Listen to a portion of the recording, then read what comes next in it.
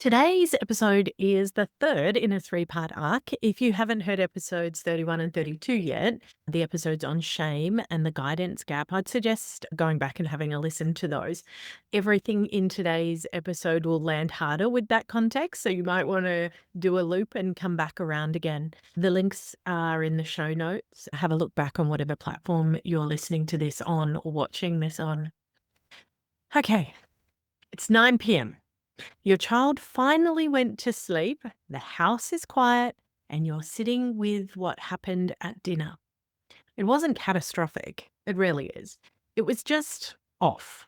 Something in you activated that didn't need to activate, and you said something or went cold or left the room in a way that you know your child felt. And now you're sitting with it. You want to talk to someone, not to be reassured that you're a good parent. You don't want to be told you're doing great. You want to talk to somebody who actually knows, who understands the nervous system piece, who knows your history, who can make sense of what just happened and what to do with it. Not tomorrow in a scheduled appointment, now, tonight, in this moment. That's the moment this episode is for. Welcome back to The Family Architect. I'm Philippa Scott. This is episode 33. And it's the final episode in the arc we've been building over the last 2 weeks. In episode 31, we talked about shame, the 2 a.m. court case, the difference between guilt and shame, and why shame can't drive the change parents are looking for.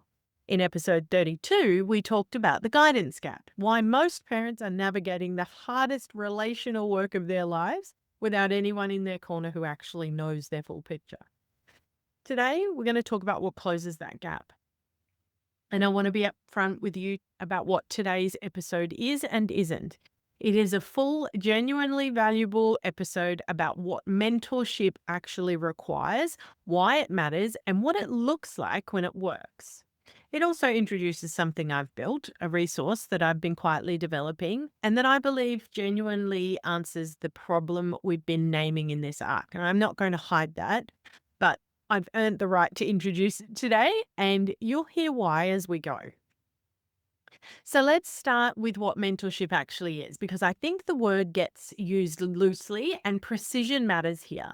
A mentor, in the sense I'm using it, is not a coach who hands you a framework. It's not a therapist processing your past, and it's not a friend who validates your experience. It's not even an expert who gives you correct information. A mentor is someone who holds knowledge of the methodology and knowledge of you simultaneously and uses both to help you make sense of your specific situation in real time.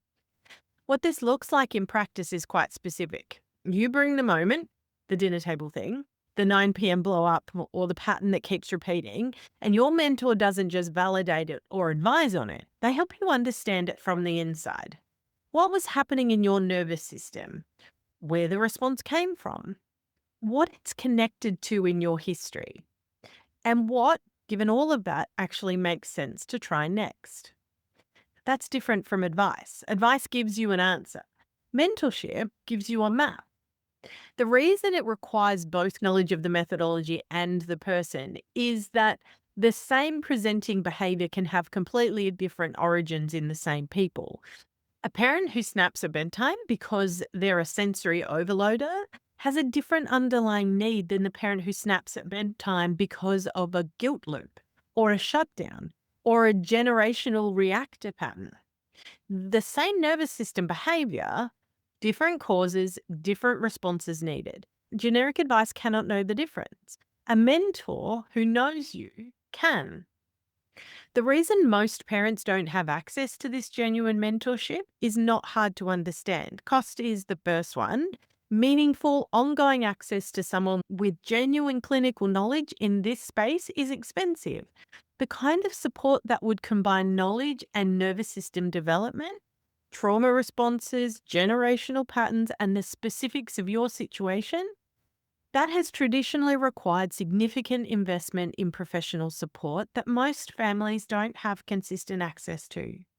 Availability is the second one. The moments where parents need the most support are not the moments that neatly fit into scheduled appointments. Parenting crises happen on the weekends, at night, in the middle of the school run. The gap between when you need help and when your next appointment is scheduled can be long enough for the shame to settle back in and the moment to be filed away rather than processed. Stigma is the third one. There is still, despite everything, a significant stigma attached to seeking support for parenting struggles. The implication that needing help means failing, that a good parent should be able to figure this out, and that accessing support is a reflection of inadequacy rather than the entirely rational response to having been handed the most demanding relational job of your life without a map. These three things, cost, availability, and stigma, have combined to leave an enormous gap. And into that gap, most parents have poured more information, more books, more podcasts, more comparison, and more shame. So let me tell you about what I've built. MumWise is not an AI tool in the way that most people mean when they hear those words. It's a mentor experience. There is a significant difference, and I want to explain it.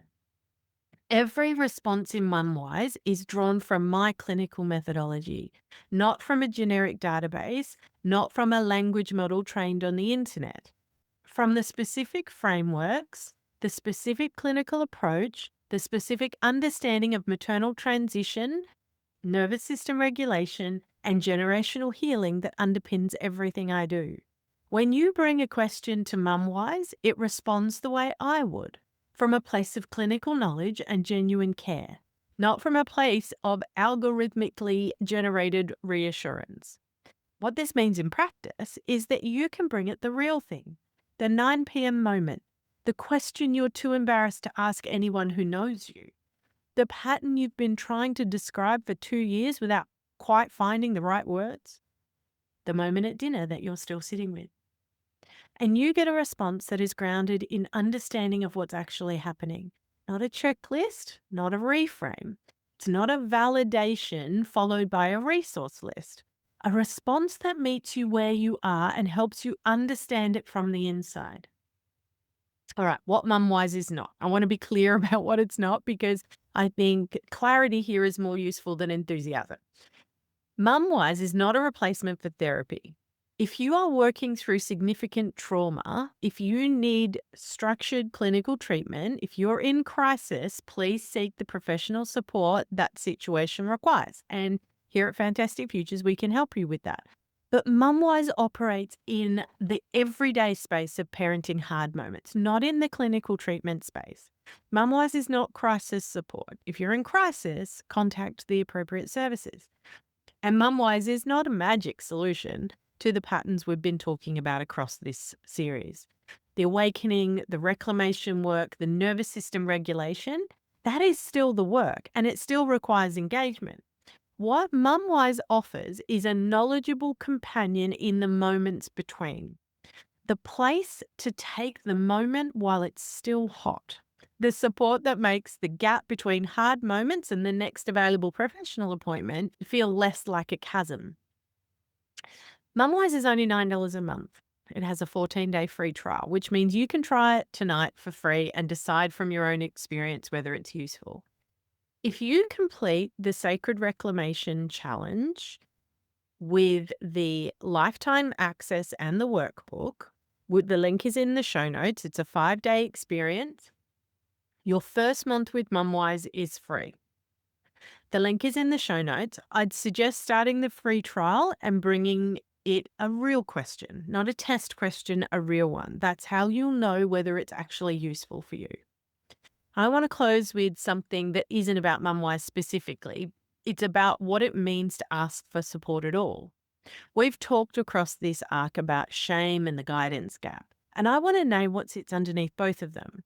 A culture that treats asking for help in parenting as evidence of inadequacy rather than as the intelligent, self-aware, genuinely courageous act that it actually is. The parent who seeks support is not the parent who can't manage. They are the parent who looked at the gap between who they want to be and who they are under pressure and decided that gap deserved more than willpower and shame, that it deserved actual help. That is parenting by design. That is the family architect, not perfect, not performing, making deliberate choices about where to put the work. You are allowed to need support. You are allowed to ask for it.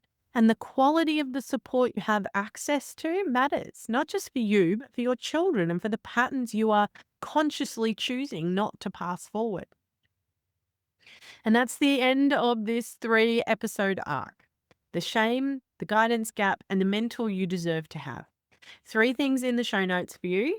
The Wired quiz, it's free. It'll take you about 4 minutes and it maps your nervous system triggers in your parenting. The Sacred Reclamation Challenge is a 5-day experience. And if you choose to do the lifetime access with the workbook, you'll also get your first month of MumWise free. MumWise itself has a 14-day free trial in there. And I encourage you to use it for a real question tonight if you have one. Share this 3-episode arc with a parent who is doing this without support, who is carrying the shame alone, who has been making do with Google and other parents and not getting anywhere. They deserve to know that there's somewhere better available. I'm Philippa Scott. This is The Family Architect, and we'll see you next week for something new.